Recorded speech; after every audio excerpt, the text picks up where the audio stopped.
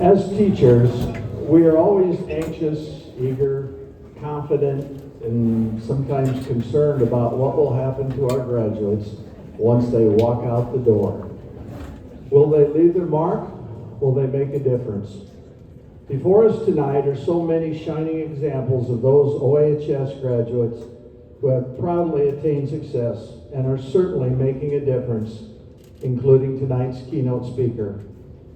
We welcome home Katie Erwin, class of 2004. Katie is the daughter of Rod and Rhonda Erwin and grew up on a farm just west of town. Like many kids from Osmond, she spent her school years staying busy. Many of us remember Katie excelling in band and choir, speech and one acts, the athletic teams, student council, honor society. She proudly represented our school as class valedictorian and best of class. We remember how excited she was when she received the appointment to be the first Osmond graduate appointed to the U.S. Naval Academy. In the summer of 2004, Katie traded gravel roads and cornfields for views of Chesapeake Bay in Annapolis, Maryland. At the Naval Academy, Katie played Division I volleyball, sang in the Academy choir, once performing for President George W. Bush's inauguration. She graduated with a degree in history and achieved her dream of becoming a naval aviator.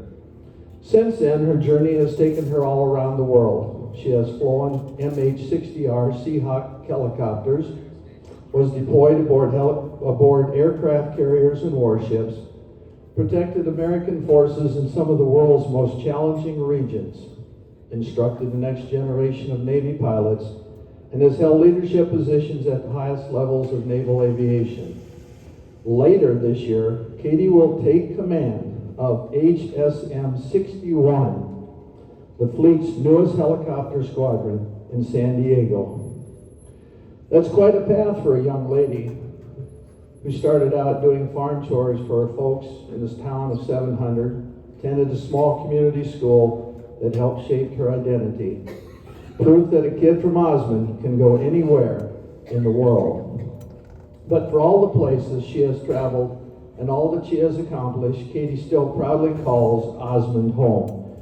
She returns whenever she can to visit family, reconnect with friends, and stay connected to the community that helped shape her. When asked to introduce her, I thought, I've done this many times before. Her senior year in volleyball, wearing number 12, Katie Erwin. In basketball, wearing number 34, Katie Erwin. At homecoming, it was this year's homecoming queen, Katie Erwin. And at graduation, I have to make sure I get this right, Katie Ann Erwin in my graduation voice. And once again tonight, an honor to introduce her again and welcome her home, Commander Katie Erwin.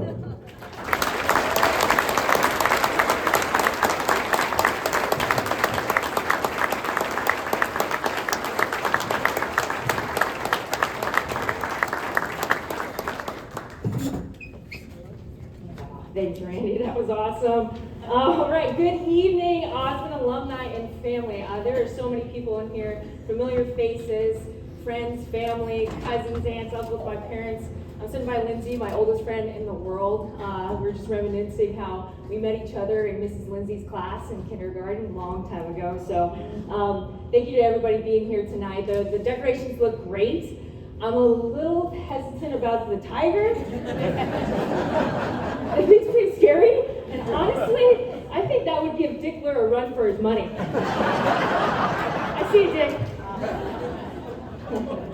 All right, it's an honor to be back home and standing in front of you all here tonight in my adult onesie that is incredibly, comfortable. So thank you for allowing me to wear my flight suit tonight instead of my whites. Otherwise, I would have spilled beer all over it. So, to be completely honest, this is my first reunion since graduating in 2004. Not that I didn't want to return someday to celebrate with you all, but the military and deployments have a real funny way of disrupting my life plans. This year's theme is Once a Tiger, Always a Tiger, celebrating the pride and connection that our small town alumni share. Tonight we celebrate the 36th biennial alumni banquet honoring our 25th, 50th, 60th, 70th, and reunion classes. These graduating classes enter very different worlds. Sputnik, the Cold War, disco, oof, the iPod, and 9/11. The world has changed in remarkable ways these last 70 years. But despite all that change, Osmond has somehow managed to keep turning out hardworking, humble, slightly stubborn people who think waving at every car passing is completely normal. I still do it out of habit in Southern California.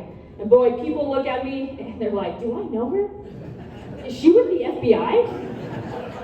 And before I know it, they punch the gas and merge 3 lanes over. So for all those from this classes tonight, thank you for being here in attendance tonight and enduring my speech. I also want to personally thank the Alumni Committee for bringing us all together for this amazing event and inviting me to speak. Randy, Mr. Yoakum, Coach, all the titles that you have, thank you for that incredible introduction. You were and still are a hometown hero of mine. If you were lucky enough to experience one of Randy's pep rallies, you know exactly what I mean. He had a way of making every one of us believe that we were capable of something bigger than ourselves. Some of those speeches that you made, Randy, you just wanted to run through a brick wall. I'll always carry a little bit of that magic with me, so thank you. When I was growing up, I never thought much about how unique our little corner of Nebraska was. We have more livestock than people, gravel roads double as main streets sometimes, and school activities rally the entire town.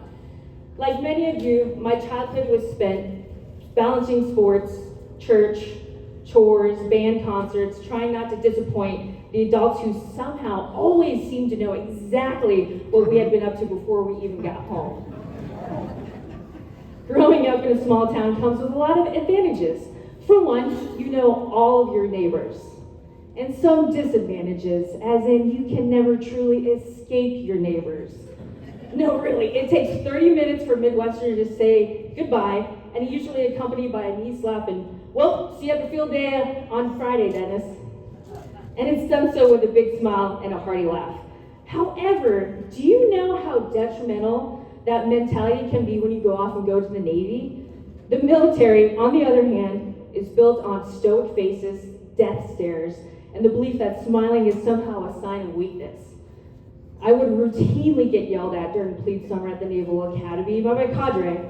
Midshipman Erwin, wipe that stupid smile off your face.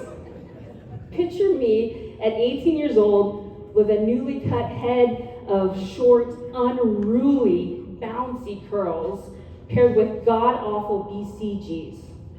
BCGs. Some of you in the crowd know what this is. Military-issued birth control glasses.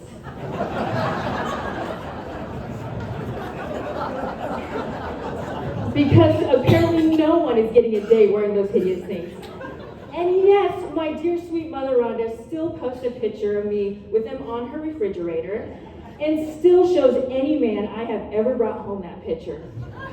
It seems like the BCGs have continued to work their magic later in life, so thanks, Mom, for that. And for all the dads in the audience tonight with daughters, if you want to protect your daughter in all ways, invest in BCGs. Like this. It works.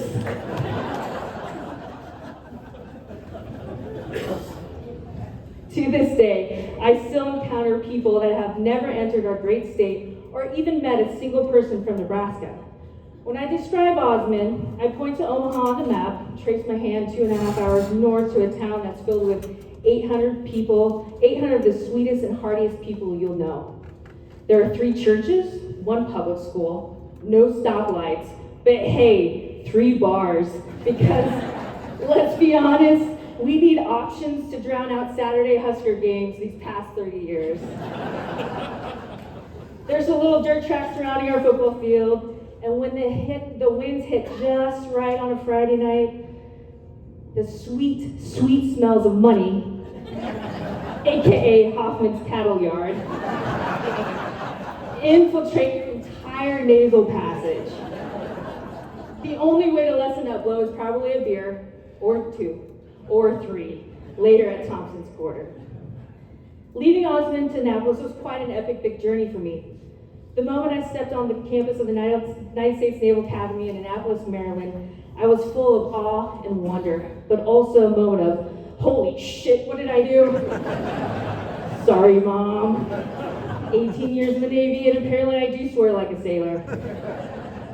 It was an absolute shock to transition from a small town community of loving Midwesterners to getting your face melted off by a 6'4" steed of a gunnery sergeant with a chiseled jawline that would put a young Bill Mowinkle to shame. But then again, he has never met a barely 5-foot Sharon Lure.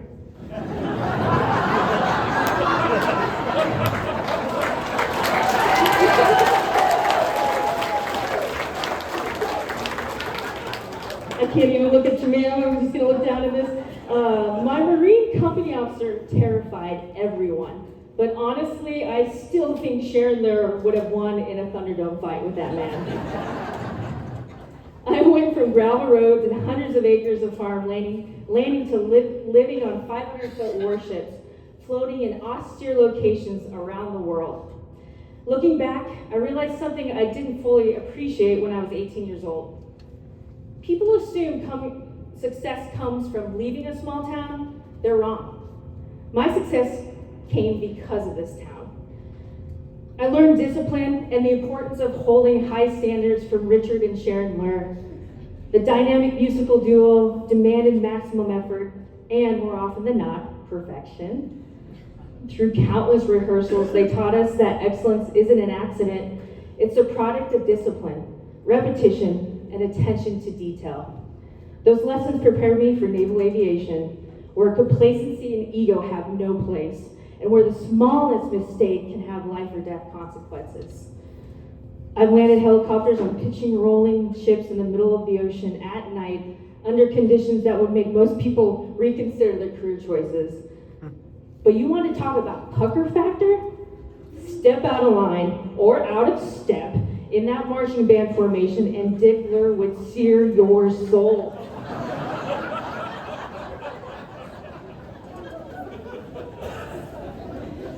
The work ethic I inherited was forged with early morning delivering newspapers, long days working on the farm, and grinding in the gym in hopes to secure an athletic scholarship. The accountability that resonates deeply within the military came from growing up in a community where your name meant something because it was connected to your family, your character, and your actions. The importance of teamwork came from teammates, coaches, band directors, teachers, classmates who taught me that success is never an individual accomplishment. One example, and one that is forever burned into my memory, was during my freshman year of basketball. Reeling from a high of the previous season team's success with a trip to state basketball, Coach Ortmeyer rode us hard. Our first game of the season was against Randolph. We ended up losing by 40 points. 4-0.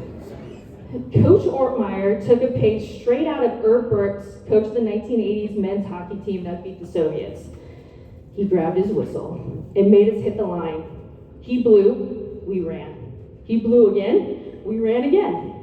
40 whistles later, and 40 full court suicide sprints later, most of us had either thrown up or collapsed on the gym floor. Coach looked up at us and said, "Don't you ever lose by 40 points again." I'll tell you what, we never did. We did end up losing by like 35 a couple games later, but not 40. To this day, I still have a perfectly healthy amount of PTSD every time I hear that whistle. Thanks, Coach. Confidence came from teachers and coaches that believed in me, when sometimes I did not. Compassion and patience were instilled by sharing conversations and time with elders in the community. Teachers had taught students in our school sign language for the one child that was deaf in our school. A Herculean effort by them to make Alyssa feel included and cared for. And to this day, I still can sign, "Can you feel the love tonight?" A song we all sang and signed for the school concert. Love and empathy came in many forms throughout my childhood. One moment that stands apart was my science teacher, Mr. Pavlik. My mom had just diagnosed with breast cancer. After basketball practice one night, I found him alone walking through the hallway. There were no words, just a short exchange where he looked at me, knew I was deeply hurting, and pulled me into a giant warm hug that felt like an eternity. To this day, I still feel that hug. What we do in life, in this community, no matter how small it may be, can have profound impacts on our future. One small act of kindness or courage can inspire a young child to cure cancer or maybe even fly helicopters. That moment was that for me. And probably the greatest lesson in life that I learned here is one of resiliency.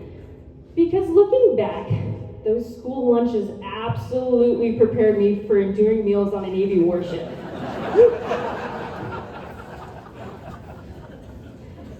At the time of graduating, I couldn't wait to see what was beyond the county line.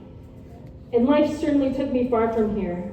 But the truth is, the hardest part wasn't learning to fly helicopters. The foundation had already been built right here. The bigger message here is, there is no limit on what people from places like Osmond can accomplish. At the Naval Academy, my classmates came from places and backgrounds that seemed worlds away from a farm outside of Osmond. For a long time, I even wondered if I belonged there. Later in life, I realized I deserved to be there. Not because I was extraordinary, but because this community had already prepared me. My teachers, coaches, leaders demanded excellence while showing compassion. They earned our respect, and in doing so, they taught me what good leadership was. As we sit here honoring our graduates, this also marks the 250th anniversary of our nation. I'm largely in this uniform tonight due to events that transpired the morning of September 11th, 2001. Between second and third periods, the Boeing 767 struck the second tower, and whispers in the hallway shortly became gasps. I vividly remember Mr. Hansen wheeling the large cart that carried the TV into our history classroom. Not a word was said. We watched in horror. We mourned. For a day, our world stood still, even in a small town USA, geographically far removed from the horrors. That night in Harrington, my teammates proudly held American flags during a moment of silence for the fallen and during the national anthem. Patriotism has always run deep in my blood. Spanning from the Civil to Korean Wars, my ancestors have served this great nation. They were immigrants, farmers, husbands, and community leaders.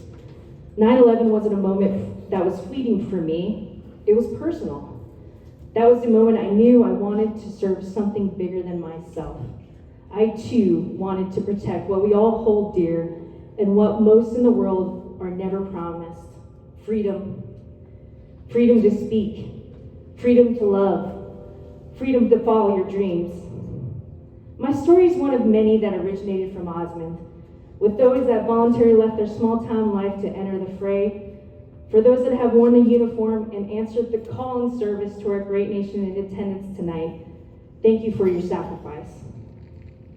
In closing, I'd like to leave you with something that I hope resonates with all of you here tonight. I didn't succeed despite growing up in Osmond. I succeeded because I grew up in Osmond. I saved the hundreds of your letters during my time at the Academy, and when underway on the hardest deployment of my career, a painful 10-month grind on a Navy destroyer. There was very little hope of returning home. We had just lost an aircraft and an entire crew during operations in the Red Sea. There was no guarantee if, when, how we would return. Despite those challenges, and in the middle of the ocean, I miraculously received letters by you, friends, former teammates, teachers, church patrons, school children I barely knew, and my family. Your words carried me through extremely difficult times. They pushed me to continue when I didn't want to, when I thought I wasn't capable of doing so. I'm here now because of your encouragement. which gave me impenetrable strength to carry on. I couldn't let myself, my aircrew, my sailors down, and I certainly did not want to let you all down. My success is your success. When I was young, I thought success meant leaving Osmond.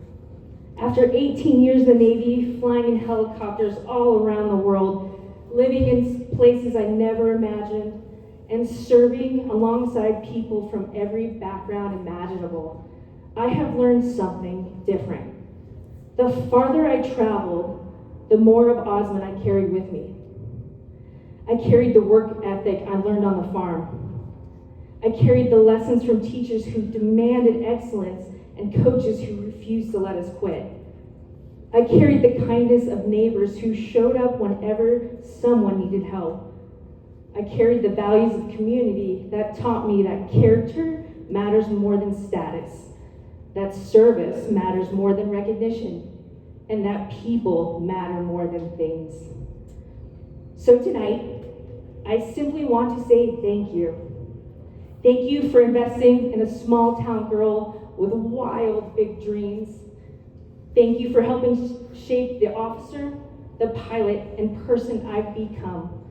Because the truth is, I may have left Osmond, but Osmond never left me.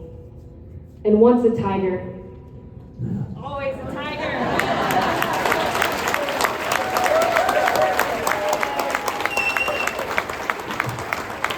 I hope the sticker goes up, I don't know.